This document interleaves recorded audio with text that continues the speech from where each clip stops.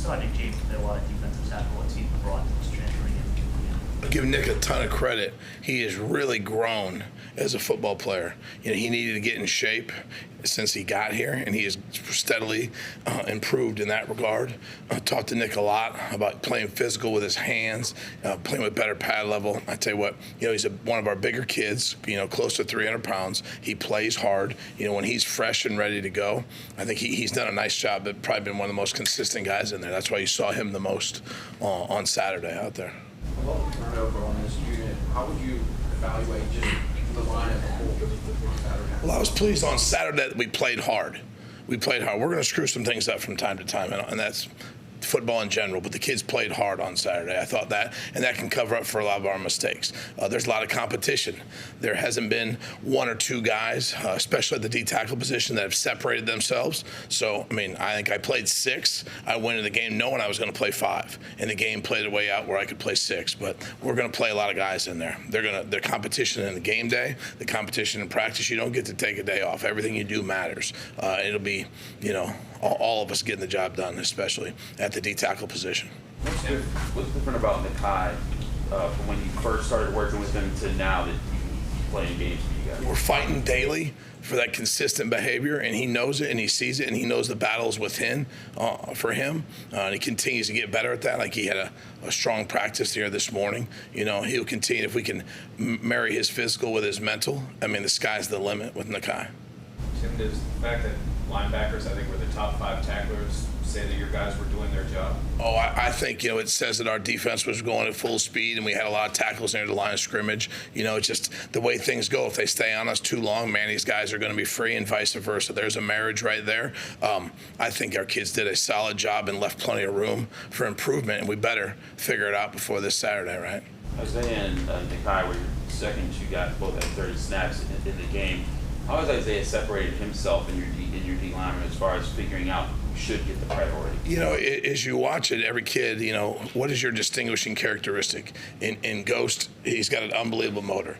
And you can say, I wish he could do this or do that. And all of a sudden, boom, boom, boom, that guy finds his way to the football. When you want to find the football, Daoust is going to be right there with it. He plays extremely hard. Mentally is as sharp as anyone in our room. Doesn't make mistakes. Understands what the opponent's trying to do to him.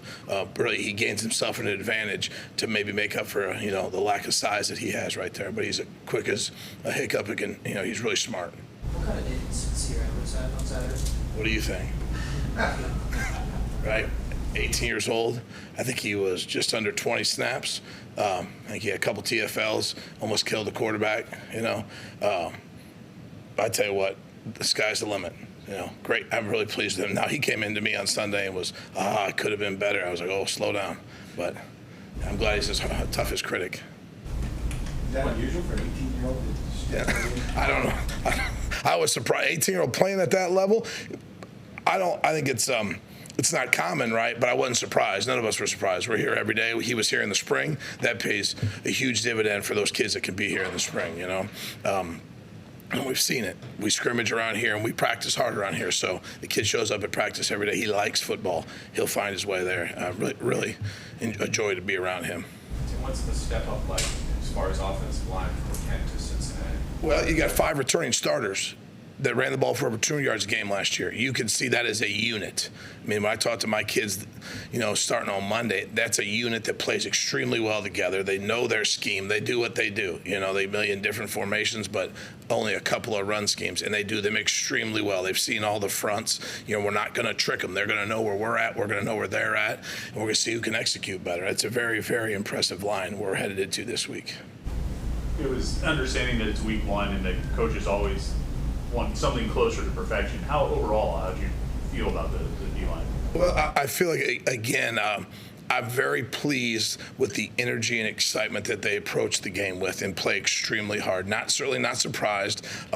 You didn't see them go out there and the stadium was too big for them and their eyes got big and they're like, sometimes you turn on the film and you're like, hey, you lost your mind there. Didn't really see that with this group. I think there's great competition and you're going to see 8 to 10 kids every single week. And everyone showed on Saturday what they're capable of. Now, can we iron that out and be consistent at that level? We'll be a good season for us. How many did you play between end and down?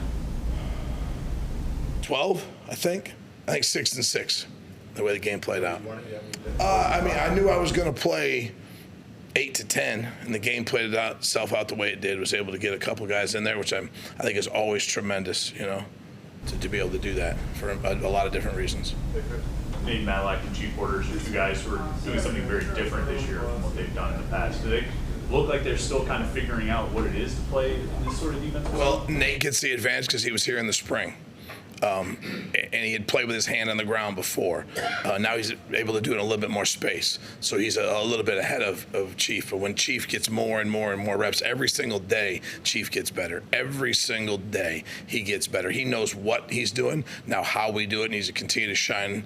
And, as we get going, he's going to be able to help us a lot this fall. Anything final? During the game, you choose a lot between, you run sometimes 4 guys per play. I mean, do you like sort of bringing in a lot of players, each player? I like playing fresh bodies. No one's allowed to be tired in our room. Nobody. No, that's what we've created. I want a depth chart that looks like this. I want a straight line like that. No one's allowed to be tired.